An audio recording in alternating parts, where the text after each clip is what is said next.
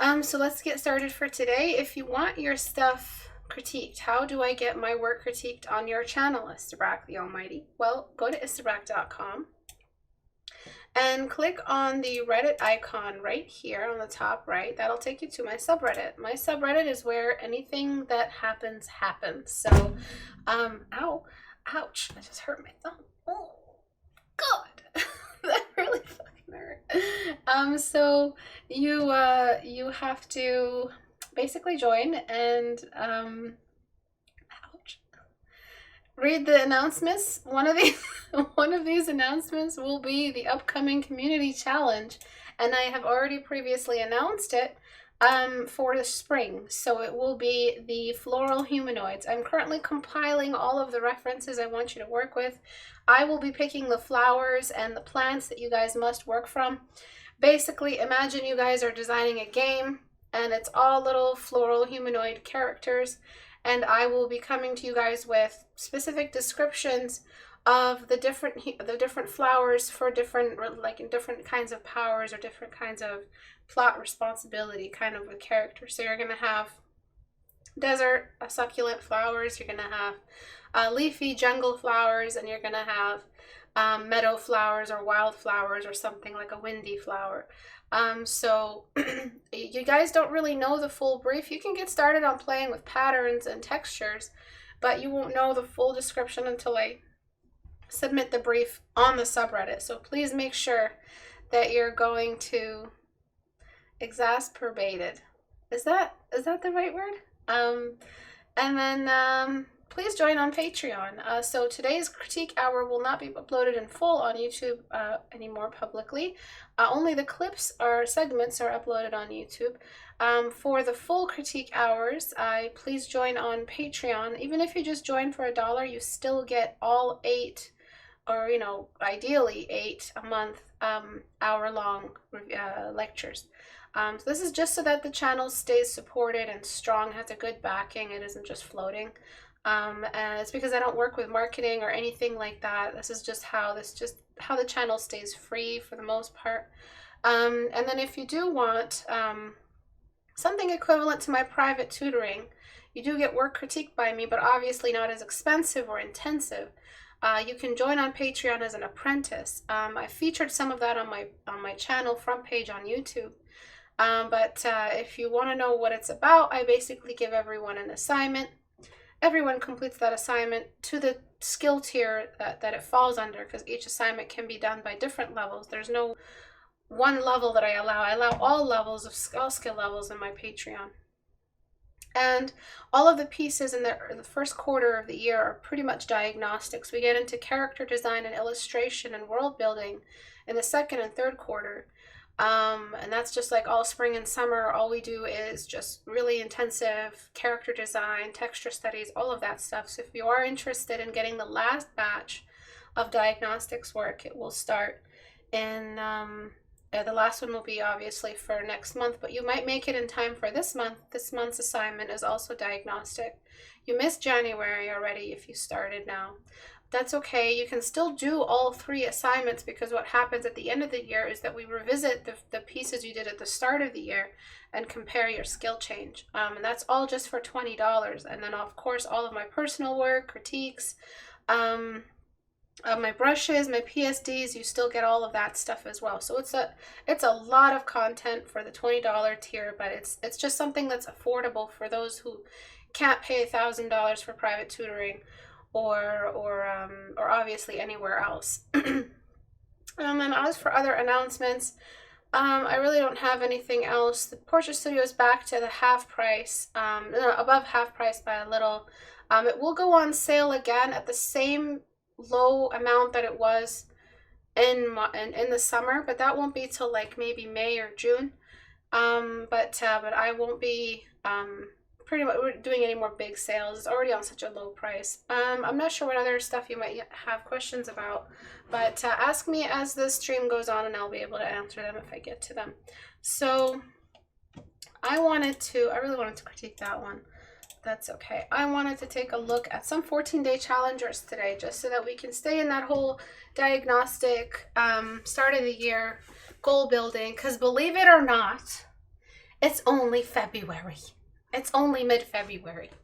Can you believe it? It's only mid-February. Like, I am here feeling like it's fall again. But it's only February, and I just don't even understand that. But let's just keep going with the diagnostics train and get everybody ready for some amazing improvement. So, 14-day challenge. Can anybody help me out with today's critique hour? What are some issues you guys see with this one? Let's talk about it together. I know this year has been so long. Like, how did that even happen? It's already going to be 2023, yeah? It's been cold for what feels like years. Yes. The brightness, good. So really bright. It's just drowning in brightness. The top is darker than the bottom of the head. Here in this one. Proportions, not sure if female or male. Yes. Symbols for the eyes. Yes, the eyes are pretty symbolic. Yeah, Leo, I was wondering, I think you were talking about the other one. No contrast. Yes.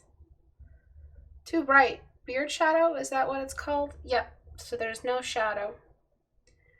I meant the other one. Yeah, I'm so sorry. I flipped it on you guys. I juked you guys. So this piece is way too bright. This one as well. The background, and then you obviously you have all these other issues. But let's talk about this one first, since this one is the you know, the one with the more manageable background value. But when you, like, just as a rule of thumb, when you do 14-day challenge and it's hard to lasso out the head from the background, there's not enough contrast. It should be pretty easy to lasso the head out. All right, so that's a really quick little trick for you guys. You should be able to lasso it out with I'm not sure what lasso number this is. Why is it not? Oh, like 14%. Sorry, not lasso. I'm so sorry. Magic wand. You should be able to magic wand it pretty easily. Sorry, these two tools are so in tandem with each other that I see them as the same tool. All right, so I separated the background and the object. And I'm just gonna kind of go ham. I'm just gonna give it all the skill that I have, just like I would in critique hour. I mean in a private tutoring, and just talk about exactly what went wrong. The fact that the background is too bright affects the values you use. The thing is, the background isn't really that terrible. I mean, it's not horrible. It's not pure white. So sometimes, even if the background is a tolerable amount, you still end up pushing the values too high. That could also be related to, you know, your just general understanding of what skin tones are. So if you've probably noticed this, when you work with references, it's scary to go and leave the references and start doing stuff without references. They almost get stuck in there. But sometimes when it comes to students who always paint faces that are overexposed, the only remedy really is to just make them swatch either master studies or references of some kind, skin tones, because they need to understand that real skin that isn't illuminated or glowing or alien doesn't have these super, super bright tones. Even Caucasian skin that's really pale is actually a gray mid-tone. It's not sitting in these really, really high vibrancy values. So let's take a look at the before and after. I didn't do any major painting changes. All right, so basically here to here.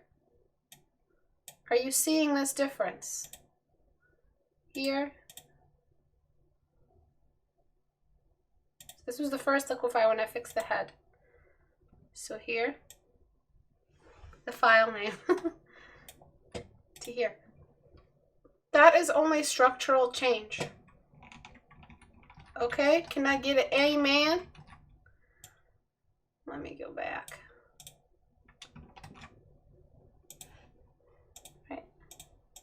So before, after. Alrighty, boys and girls. So structural changes means you can get this improvement in your work as soon as next painting. Do you guys understand what I'm saying? This is a massive skill jump between these two guys. between these two drawings. How big a skill jump would you say this is? A couple years?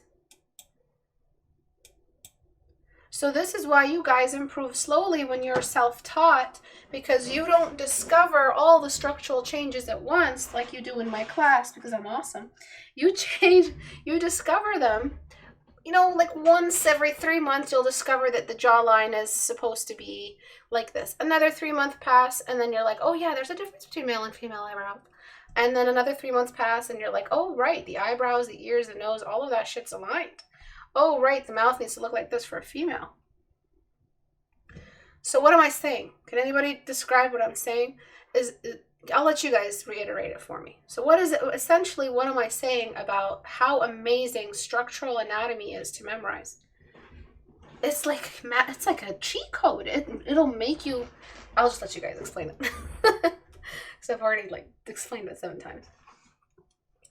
All right. So another thing. So now we're moving on forward. Now there's this. Now this is the stuff that is related to light on form. So where's the light coming from? What's it doing? Why is it doing it? Structural anatomy is the artist's Konami code. Focus on the essential anatomy first and your work will look good almost instantly. Exactly. It's just a huge change that you don't have to wait another year to find. You don't have to look for them in the dark, blindfolded in a foggy desert storm. You could just write them down right now on a paper and you won't forget them. Okay? The head needs this much space at the top. The chin needs this kind of shape. The mouth shouldn't be that big. This is simple stuff. Get rid of the pupils in the iris because it'll prevent you from doing major liquify changes to improve your piece while you're editing, because you should be liquefying, editing, fixing, all of that stuff. You should be flipping the canvas, checking for symmetry, etc. Structural anatomy is just measurement. Measurement is fundamental. Measurement does not take years of practice. You could do measurement in a day, all right? If you had a project at home and you were a little construction project, you take out your ruler. You can use a ruler without having to be trained to use a ruler. It's very simple. You just trust the numbers. This is also exactly the same thing. Yes, beautifully put, Steamboat Billy. Art is a lot more technical than people, including me, realize. Creativity only comes much later. Yes, because there's science, measurable science. Anyways, moving forward. So the light is coming from the top. Background is a touch too bright, so I will darken it this time around. And remember the sphere that I do every critique hour? Well, I'm going to apply that here using darken. And I'm just going to give this sphere of his head some more structure. Right? And so this is separate from the neck. So I'm just doing this way. No, that's not what I meant to do. All right, so another full demonstration on the before and after difference between son of a bitch. This with the shadow applied. We're thinking only about the sphere of the head. We're going to do the same thing.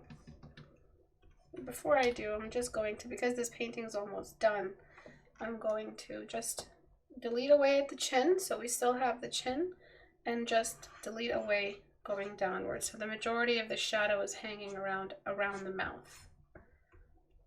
All right. And then the inverse of that is just brightness, full white, low opacity. And we're going to apply the highlight, which is at the top of the head. The head is already pretty bright, so I'm kind of done with that. Then I'm just going to block the features in.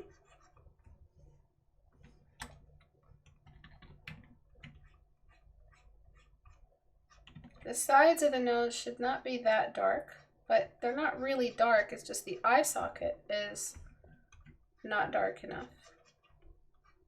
Too bright. which I will correct with a sweeping brush stroke on low opacity. Just like that. So that there's a real separation between what's happening in the eye socket value and happening on the side of the nose. Right, and then I'm closing off the eyes. The reason why they look symbolic is because you did everything ending at and starting at the same point, lower eye, all of that. You need to make sure that everything is in the appointed time. So the lashes stick out way further than the rest of the eye, so the lower eyelids end before that. A little extra boost in the line for the eye socket, and then finally soft brush on low opacity.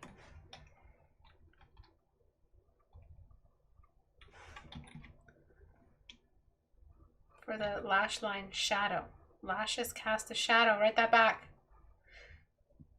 You know what, while you're at it, everything casts a shadow.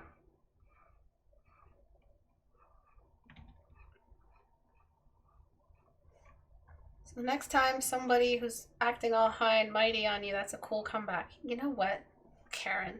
Everybody casts a shadow, okay? You sound classy. She won't have no comeback. She'll probably just, you know, her little Karen hairdo will probably just go up in a little angry fluff, like a fire Pokemon, and then she'll just run away back into her MAGA convoy or whatever the fuck she's doing. And then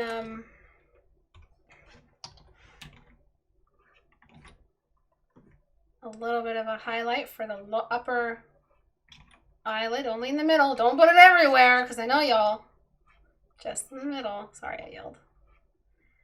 And oh my gosh, my cat is on my bed. Pussy. Thought I heard some snoring. Some old man rumbling. And then a little bit of a corner indication for the inner eye anatomy, which you've forgotten because you were so busy detailing those pupils. And that's really it for now. Lots of changes. The face obviously looks different. The before and after will be quite substantial. But there's a big difference in what I critiqued with structure and what I critiqued after with technique and contrast and blending and smudge brush and blocking and applying the right contrast for which area of the face and why we did them in that order, etc. Everything casts a shadow. Such a profound remark on the human condition. Thank you. All right, so before, after. So if you wanted to keep the original nose, if I took away too much of the original face, I understand that part, that you had a likeness you were going to. 4. But the question is, was that accidental or was that intentional? I don't know, only you know. If this was not the intention you had for the nose and the mouth and the eyes, if you were just grasping at straws just to get a face on the screen, go for the neutral. If you were working with a reference and you had a specific face in mind, because some noses look like this, some people have wider mouth. I personally think you don't have the skill yet to work with references. You just don't yet, because you don't even follow the basic fundamental rules of light on a sphere. So either way, whoever says, oh, you took away the likeness of the before, which is a common comment that I get, and I've been trying to honor the artist's original intentions, especially with illustration critiques. When it comes to 14-day challenges, there's just too many reasons to change the way, we're painting these defaults. If you did a transformation video on TikTok, you get a lot of views, for real, for real. Title your video, top 10 shadows to make your face look real, with some shock emojis.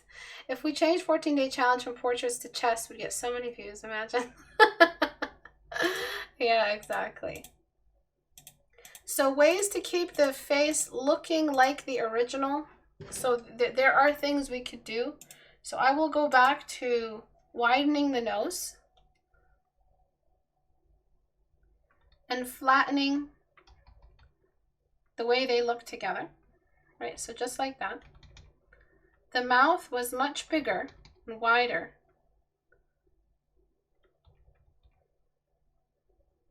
But you were saying it was female. And the cheeks were indented a little bit. And the eyes were downturned, which can happen for a female. But the point is that the realism is still intact. And maybe it had flatter eyebrows.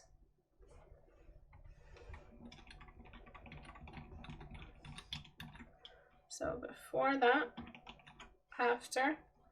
So before, after, to just preserve some of those. I don't want to widen the mouth too much because it'll just take us back to where we were. And then if you wanted to flatten the eyes or shrink them to keep it to the original, you could. I really don't care either way. When it comes to my students, every student that hands in work for critique, for private tutoring or otherwise, I never really critique the type of face they picked. I only critique the type of face if it is affected by their lack of knowledge, meaning what I just did today. But if you want your work critiqued, if you're having trouble figuring some things out, you want a quick little tutoring session from me, Critique Hour is a free weekly teaching hour that I offer everyone for free to join. All Critique Hours streams are free. You just have to hop into Twitch. So go to Twitch and subscribe or follow or whatever it is. And go to the Reddit. The subreddit is right here, top right corner most icon. And join the subreddit, submit your work. This is where I grabbed work for today to critique. So submitting your work and getting it critiqued is free. Submitting your work just to be on the wall is also free. Joining the stream every Tuesday and Thursday at 5 p.m. on Twitch Eastern Time, also free. What isn't there, the paywall for watching the full recordings once they're uploaded if you'd missed it. If you join on Patreon for $1, you can get those uploads for just $1, all 8 potentially done a month, at 2 a week on average, for free or not for free, for $1 on Patreon, as I mentioned at the start of the class. So that's the only paywall really with Critique Hour, but it's a fully accessible, available to everyone who needs it. Things I didn't have when I was growing up that I want to give back to the community now that I learned all this stuff. And our subreddit is where all the fun stuff happens. So one of my favorite, I like to revisit old community challenges. Community challenge is a prompt that everybody in the community joins, hopefully. And everyone draws the same thing. It's just like a little prompt challenge thing. The next one that's coming up is floral humanoids. If you haven't watched that video, it's uploaded to my YouTube fully free because that was from back then when uploads were free.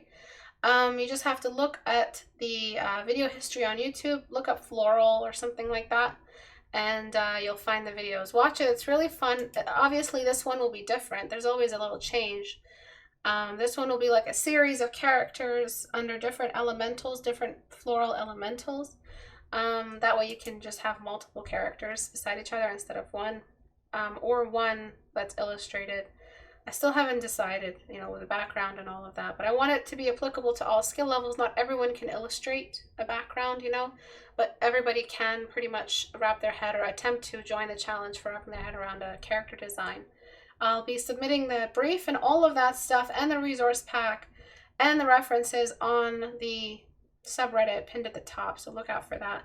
Thank you everyone for joining. I am so sorry about the recent absences. I hope to stay more consistent, but February kicked my ass. Yeah, I'm looking forward to the spring challenge. Thank you everyone for joining today. I'll see you guys next time. Bye.